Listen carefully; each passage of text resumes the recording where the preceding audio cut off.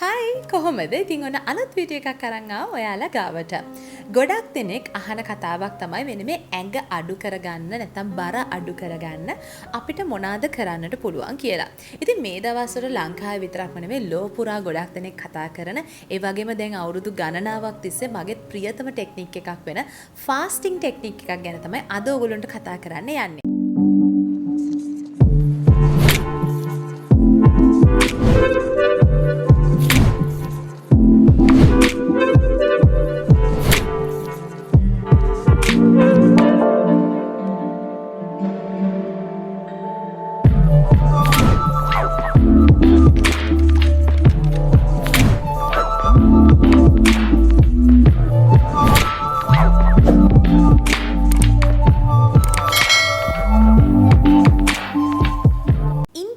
Fasting මොකක්ද මේ ඉන්ටර්මිටන්ට් fasting කියලා කියන්නේ? සාමාන්‍යයෙන් දවසේ පැය කිහිපයක් අපි ආහාර ගන්න නැතුව ඉන්න එකට තමයි මෙන්න මේ ඉන්ටර්මිටන්ට් ෆාස්ටිං කියලා කියන්නේ. ඉතින් ඉන්ටර්මිටන්ට් ෆාස්ටිං කියලා කිව්වම මෙතනදී කාලය ගැන කතා කරනකොට විවිධ වර්ගවල ෆාස්ට් තියෙනවා. සමහර අය පැය 12ක් ෆාස්ට් කරන වෙලාවක් තියෙනවා. සමහර අය ඉතාමත් ප්‍රසිද්ධ මෙන්න මේ 16-8 කියන්නේ පැය 16ක් නිරාහාරව ඉන්න වෙලාවල් තියෙනවා. සමහර අය මේ ඉන්ටර්මිටන්ට් ෆාස්ටිං එක කොටස් දෙකකට බෙදලා 5-2 ඒ කියන්නේ පැය 5ක් ෆාස්ට් කරලා පැය 2ක බ්‍රේක් එකක් ගන්න ඒ වගේ රූටීන් එකක් කරන කට්ටිය ඉන්නවා. ඉතින් මේ වගේ විවිධ කාලයන් වලට බෙදාගෙන ඉන්ටර්මිටන්ට් ෆාස්ටිං කරනවා.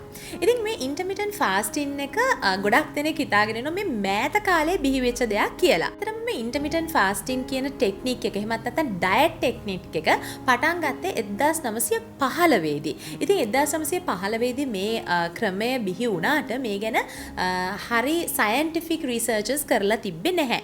ඊට පස්සේ 1960 ගණන් වලදී තමයි මෙන්න මේ බ්ලූම්ස් කියන පුද්ගලයා සහ එයාගේ කොලීග්ස්ලා එකතු වෙලා මෙඩිකල් රිසර්ච් එකක් කරලා මේ ගැන වැඩි දුර අධ්‍යයනයන් කරන්න පටන් ගත්තේ. ඒ කාලේ මේ ක්‍රමය හැඳින්වුවේ short term starvation period කියලා. ඒ කාලේ ඒ තිබිච්ච මෙඩිකල් රිසර්ච් අනුව ඒ කාලේ ඒගොල්ලෝ කරේ දවස් 14ක් තමයි මේ ෆාස්ට් එක. දවස් 14ක් මේ වගේ පැය ගාණක් ඒගොල්ලෝ නිරාහාරව ඉඳලා තමයි මේ මෙඩිකල් රිසර්ච් එක කරේ. කොහොම වුණත් 2012 වර්ෂයේදී තමයි ඕස්ට්‍රේලියන් ජාතිකයෙක් වෙන මයිකල් මෝස්ලි කියන පුද්ගලයා මේ ඉන්ටර්මිටන්ට් ෆාස්ටිං එක 16-8 කියන ෆාස්ට් එක ඩයට් ප්ලෑන් එක ලොවට ප්‍රචලිත කරන්න. විශේෂයෙන්ම මේක ඉස්සෙල්ලාම ප්‍රසිද්ධ වුණේ ඕස්ට්‍රේලියාවේදී. ඊට පස්සේ තමයි මේක ලොව පුරා බොහෝ දෙනෙක් මේ ෆාස්ටිං ටෙක්නික් එක කරන්නට පුරුදු වුණේ. මේ කොහොම වුණත් අපි දන්නවා මේ ෆාස්ටිං කියන දේ එහෙමත් නැත්නම් මේ නිරාහාරව ඉන්න දේ අපි විවිධ ආගම් අනුව, ජාතීන් අනුව, විවිධ සංස්කෘතිමය අංගයන් අනුව අපි මේ දේවල් කාලෙන් කාලයට කරන දෙයක්. ඉතින් ඒක නිසා අපිට මේක නුහුරු නුපුරුදු ජීවිතේ කනට අහලා නැති දෙයක් නෙමෙයි. ඉතින් මූලික වශයෙන්ම මේ ඉන්ටර්මිටන්ට් ෆාස්ටිං එක වෛද්‍ය සමීක්ෂණ වලින් හොයාගෙන තියෙනවා. ශරීරයේ බර අඩු කරගන්න පමණක් නෙවෙයි විවිධ දේවල් වලට අපිට උපකාරී වෙනවා. විශේෂයෙන්ම ඔන්න ඔයාට ඉන්සියුලින් රෙසිස්ටන්සි වගේ තත්වයක් තියෙනවා නම් මෙන්න මේ වගේ තත්වයන් පාලනය කරගන්නට මීට අමතරව හයිපර්ටෙන්ෂන් වගේ තත්වයන් තියෙනවා නම් මෙන්න මේ දේවල් පාලනය කරගන්නට පවා මේ වගේ ඉන්ටර්මිටන්ට් ෆාස්ටිං ටෙක්නික් එකක් ඔයාට උපකාරී වේවි. මීටත් අමතරව ඔයාට කාඩියෝ මෙටබොලික් ඩිසීසස් වගේ දේවල් තියෙනවා මෙන්න මේ දේවල් පවා පාලනය කරගන්නට ඒ වගේම ශරීරයේ යම් යම් ස්ථානවල ඉදුම් ස්වභාවයක් තියෙනවා නම් මෙන්න මේ දේවල් පවා පාලනය කරගන්නට මෙන්න මේ ඉන්ටර්මිටන්ට් ෆාස්ටිං ක්‍රමය ඔයාට උපකාරී වේවි. ඉතින් පුද්ගලිකව මම මේ 16-8 ඩයට් එක පාවිච්චි කරන්න ගත්තේ දැන් අවුරුදු ගණනාවක් තිස්සේ. මොකද මම කාලෙන් කාලෙට කනවා මහත් වෙනවා. ඉතින් මේකට අග්ගාලා බස්ස ගන්න ඕන නම් මම නැවතත් ඉන්ටර්මිටන්ට් ෆාස්ටිං කරනවා. මෙන්න මේ වගේ දැන් අවුරුදු මම හිතන්නේ 4ක් විතර කාලයක් තිස්සේ තමයි මම මේ ඉන්ටර්මිටන්ට් ෆාස්ටිං ටෙක්නික් එක උත්සාහ කරලා බැලුවා. ඉතින් මම දැන් ගිය අවුරුද්දෙදිත් මගේ ලොකු weight gain එකක් ඇවිල්ලා. එතකොටත් ඒ weight gain එක පාලනය කරගන්න, weight එක පාලනය කරගන්න උනත් මම මේ 16-8 method එක පාවිච්චි කරා. දැන් මෑත කාලයේදී උනත් මම දෙසැම්බර් මාසෙදී එහෙම ගොඩාක් ටිකක් weight එක වැඩි වෙලා තිබ්බා. ඉතින් මේ කාලය ඇතුළතදී දැන් මේ ඔයගොල්ලෝ කතා කරන මේ වෙලාවේ වුණත් මම මේ ඩයට් එකේ තමයි ඉන්නේ. ඉතින් ඇත්තටම ඉතාමත්ම හොඳ ප්‍රතිඵල ලබා දෙනවා. විශේෂයෙන්ම ගොඩක් ඇඟ සැහැල්ලු කරන අර කලින් කිව්වම ඉදිමුම් ස්වභාවයන් පාලනය කරගන්න හොඳයි කියලා. විශේෂයෙන්ම අපේ බර වැඩි වෙනකොට මූලික වශයෙන්ම අපේ මුහුණ ගොඩක් ඉදිමෙන්නට බලනවා. ඉතින් මෙන්න මේ ඉදිමුම් ස්වභාවය උනත් ඇත්තටම ඉතා ඉක්මනින් අවම කරගන්නට පුළුවන් මෙන්න මේ ඉන්ටර්මිටන්ට් ෆාස්ටිං එක හරහා. ඉතින් මෙතනදී අපි කතා කරමු මේ ඉන්ටර්මිටන්ට් ෆාස්ටිං එක කොහොමද කරන්න කියලා. සාමාන්‍යයෙන් පැය 8ක වින්ඩෝ එකක් තියෙනවා ඔයාට ආහාර ලබා ගන්නට. සාමාන්‍යයෙන් මම නම් කරන්නේ උදේ 8ට විතර හරි නැත්නම් 7ට විතර වගේ තමයි මගේ උදේ ආහාර වේල ගන්නෙ. ඉතින් මෙතන ඉඳන් මම සාමාන්‍යයෙන් දවල් 1 විතර වෙනකන් තමයි ආහාර ලබා ගන්න. දැන් මේ ආහාර ලබා ගන්නවා කිව්ව පළියට කන්න තියෙන ඔක්කොම කන්න බෑ. පුළුවන් තරම් ඕගොල්ලෝ low calorie diet එකක නැත්නම් low calorie ආහාර ලබා ගන්න එකෙන් තමයි මේ dieting technique එකේ උපරිම ප්‍රතිඵල ඕගොල්ලන්ට ලබා ගන්නට පුළුවන් වෙන්නේ. එතකොට මෙතනදී ඕගොල්ලන්ට උදේවරුේ මේ diet එක කරනවා නම් ඔයාලට පුළුවන් උදේ ආහාර වේල සහ දිවා ආහාර වේල අරගෙන රෑ කෑම එක අතාරින්නට පුළුවන්. ඉතින් දැන් කෙනෙක් හිතන්නට පුළුවන් කොහොමද රෑට කන්න නැතුව ඉන්නේ බඩගිනි හැදෙනවනේ කියලා හිතෙන්නට පුළුවන්. ඇත්තටම මේ ටෙක්නික් එක ඔයා දිගින් දිගටම කරද්දී ඔයාට එහෙම රෑට ක්‍රේවින්ග්ස් එන්නේ නැහැ. එහෙමත් නැත්නම් බඩගිනි ඇති වෙන්නේ නැහැ. ඉතින් විශේෂයෙන්ම ඔයාට මෙහෙම බඩගිනි ඇති වුණත් ඔයාට ගන්න පුළුවන් දේවල් තියෙනවා. ඔයාට පුළුවන් තේ වර්ග එහෙමත් නැත්නම් වතුර බොන්න පුළුවන්. ඉතින් මම පාවිච්චි කරපු ටෙක්නික් එකක් තමයි මේ වගේ බඩගිනි එන්නේ නැති වෙන්න ඉන්න වතුරයකට කසකසායට දාලා බොන එක. ඉතින් මොකද කසකසායට වල තියෙන තන්තුමය ගතිය හින්දා මේක ජීර්ණය වෙන ගොඩ වෙලාවක් යන නිසා අපිට ගොඩ වෙලාවක් බඩගිනි හැදෙන්නේ නැතුව ඉන්නට පුළුවන්. ඉතින් මම කලින් කිව්වා වගේ අර කන්න පුළුවන් වින්ඩෝ එකේදී අපිට මොන වගේ දේවල්ද කන්නට පුළුවන්. විශේෂයෙන්ම ටිකක් බහුල වශයෙන් එළවලු වර්ග, පළතුරු වර්ග, ඒත් එක්කම මස් මාංශ වර්ග, ඒ කියන්නේ ප්‍රෝටීන් පදාර්ථ වැඩිපුර එකතු වෙන මස් මාංශ වර්ග, ඒත් එක්කම කිරි, බිත්තර වගේ දේවල් ඔයාට ආහාරයට ගන්න පුළුවන්.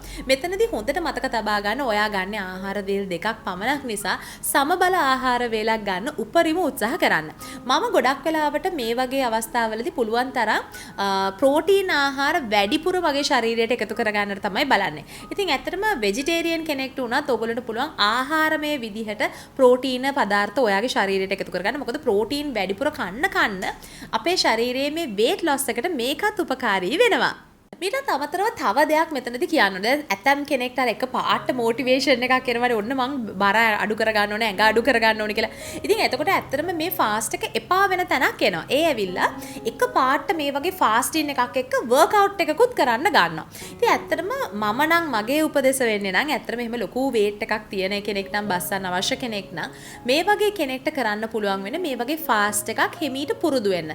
ඉස්සෙල්ලාම උදේ ආහාර වේල, දවල් ආහාර වේල විතරක් කාලා ඊට පස්සේ ඉතුරු ටික ෆාස්ට් කරලා ඔහොම සතියක් විතර ඉස්සලා ෆාස්ටින් එක විතරක් කරන්න. මොකද ඇඟ අපි පුරුදු කරන්න ඕන මේ ෆාස්ට් එකට. නැත්නම් එක පාට ලොකු චේන්ජ් එකක් දෙනකොට සමහරවිට අපේ ශරීරය විසින් මේක අපේ ඇඟ හරියට තෙහෙට්ටු ගතියක් දැනෙන්න පුළුවන්, මහන්සි ගතියක් දැනෙන්න පුළුවන්. අපිට ඊට පස්සේ හිතෙන්න පුළුවන් අනේ ඇඟ බැහැලත් නැහැනේ, මේක මොකද්ද මේ මහන්සි, මට හරි අමුතුයි ඇඟට, මම ඔන්න ඔහේ කනවා, මට ඇඟට ශරීරයට ශක්තිය නැහැ. ඔය වගේ දේවල් හිතෙන්නට පුළුවන්. ඉතින් මෙන්න මේ නිසා තමයි කියන්නේ මුලින්ම මේ ෆාස්ට් එක පුරුදු වෙන්න ඕන නම් ගොඩාක් අමාරු කෙනෙක්ට මේ ෆාස්ට් එක කරන්න ඉස්සෙල්ලම බලන්න දවසක් කර දවසක් මේ ෆාස්ට් එක කරන්න. එහෙමත් නැත්නම් ඔයාලට දවස් දෙකක් කරලා තව දවසක බ්‍රේක් එකක් අරන් එහෙම කරන්න පුළුවන්. කොහොම වුණත් මේ ෆාස්ට් එක චුට්ටක් සතියක් විතර ඇඟට හොඳට පදම් වෙන්න දෙන්න. ඊට පස්සේ ඔයාට ඒකට හුරු වුණාට පස්සේ ඔයාට පුළුවන් ඔයාට වර්ක්අවුට් ප්ලෑන් එකකට යන්න. වර්ක්අවුට් ප්ලෑන් කියලාත් එක පාට ලකුවට ගොඩාක් මහන්සි වෙන දේවල් කරන්න යන්න එපා. පුළුවන් නම් ඉස්සෙල්ලම වෝක් එකක් හරි නැත්නම් කාඩියෝ එක්සර්සයිසස් ටිකක් හරි මෙන්න මේ වගේ දේවල් ටිකක් කරනවා නම් ඔයාට මේ ටෙක්නික් එක එපා වෙන්නේ නැතුව කරගෙන යන්නට පුළුවන් වෙනවා. ඉතින් මේ ඉන්ටර්මිටන්ට් ෆාස්ටින් හා වර්ක්අවුට් එක යන්නේ ඇත්තටම ටිකක් සමගාමීව යන්න ඕන දෙයක්. මොකද ඉන්ටර්මිටන්ට් ෆාස්ටින් එක හරහා පමණක් ඕගොල්ලෝ බර අඩු කරන්නට ගියොත් එහෙම ටිකක් කල් යනවා. මේ කොහොම වුණත් සාමාන්‍යයෙන් බර අඩු කරන්න, ඇඟ අඩු කරගන්න එහෙම මූලික වශයෙන්ම බලපාන්නේ අපේ ඩයට් එක. ඉතින් ඩයට් එක අපි හරියට කන්ට්‍රෝල් කරොත් එහෙම කාඩියෝ නැත්නම් වර්ක්අවුට් එක හරහා අපේ ශරීරය ලස්සනට ටෝන් කරගැනීමේ හැකියාවක් තියෙනවා. ඉතින් මෙතන තව දෙයක් කියන්න ඕන, ගොඩක් දෙනෙක් මේ කෙට්ටු වෙන්න හදනවා කියන එක. ඇත්තට පුද්ගලිකව මට නම් ඇත්තටම කෙට්ටු වෙන්න කිසිම උවමනාවක් නැහැ. මට අවශ්‍ය මට තියෙන අර කර්ව්ස් ටික මේන්ටේන් කරගෙන යන එක විතරයි. මොකද කාලයකට ඇත්තට මේ කර්ව්ස් ටිකත් නැති වෙලා අර ටිකක් මහත වෙනකොට තමයි මම නැවතත් මේ වගේ ෆාස්ටින් ටෙක්නික් එකකට යන්නේ. ඉතින් තමන්ට කැමති දේ තමයි තමන් කළ යුතු වෙන. තව සමාජයේ කියන එකක්වත් තව කෙනෙක් කියන එකක්වත් නෙමෙයි. තමන් ආස දේ මොකද්ද, තමන්ගේ කැමති මොකද්ද, තමන්ගේ ශරීරයේ තියෙන විදිය මෙන්න මේ සඳහා වැඩ කටයුතු කරන එක තමයි වඩාත් සුදුසු වෙන්නේ. ඉතින් දැන් ඇත්තට මේ වෙනකොට මේ ඉන්ටර්මිටන්ට් ෆාස්ටින් එක ගැන ගොඩාක් දෙනෙක් වීඩියෝස් කරලා තියෙනවා. ඒ වගේම මම දන්න තරමින් Facebook එකේ එක කමියුනිටි එකක් තියෙනවා. ඇත්තට මම කලින් කරපු වීඩියෝ එකකදී මට ලොකු චෝදනාවක් ආවා. මම ඒක බලාගෙන මේ ෆාස්ට් එක කළා, ඒ ෆාස්ට් එක ඒ පේජ් එකට කිසිම ක්‍රෙඩිට් එකක් දුන්නේ නැහැ කියලා මම ඇත්තටම එහෙම පේජ් එකක් තියනවද කියලාවත් මම දැනන් හිටියේ නැහැ. මොකද මම මේ ෆාස්ටින් එක කරන්නේ දැන් අවුරුදු ගණනාවක් තිස්සේ. ඒකත් ගොඩක් YouTube වීඩියෝ සහ ඉන්ටර්නැෂනල් ෆිට්නස් පේජස් වල මේක ගැන ෆෝරම්ස් වල මේක ගැන සඳහන් වෙලා තිබ්බ නිසා මේ කොහොම වුණත් ඔයගොල්ලන්ට වැඩි විස්තර දැනගන්නට පුළුවන්. අන්නේ Facebook group එකටත් පොඩ්ඩක් සහභාගී වුණොත් මම අහලා තියෙන විදිහට ඒ group එකේ ගොඩක් ඉන්ෆර්මේෂන් තියෙනවා. සහ මේක ගැන හරි ගයිඩන්ස් එකක් දෙන්න පුළුවන් කියලා තමයි කියන්නේ. ඉතින් ඒක ගැනත් ඔයගොල්ලන්ට චුට්ටක් හොයලා බලන්නට පුළුවන්. ඉතින් කොහොම වුණත් මම හිතනවා මේ ඉන්ටර්මිටන්ට් ෆාස්ටින් එක ගැන දල අදහසක් ඔයාලට ලැබෙන්නට ඇති කියලා. ඒ වගේම මගේ පුද්ගලික එක්ස්පීරියන්ස් එකත් මේ හරහා ඔයාලට ලැබෙන්න ඇති කියලා හිතනවා. එහෙනම් අපි අලුත් වීඩියෝ එකකින් ඉක්මනටම හම්බමු. එතකම් පරිස්සමෙන් ඉන්න. ඒ වගේම ඔන්න අමතක කරන්න එපා මගේ channel එක දැම්මම subscribe කරන්න. ඒ වගේම එහා පැත්තේ තියෙන bell notification එක click කරන්නත් අමතක කරන්න එපා. එහෙනම් අපි අලුත් වීඩියෝ එකකින් ඉක්මනටම හම්බෙමු. bye.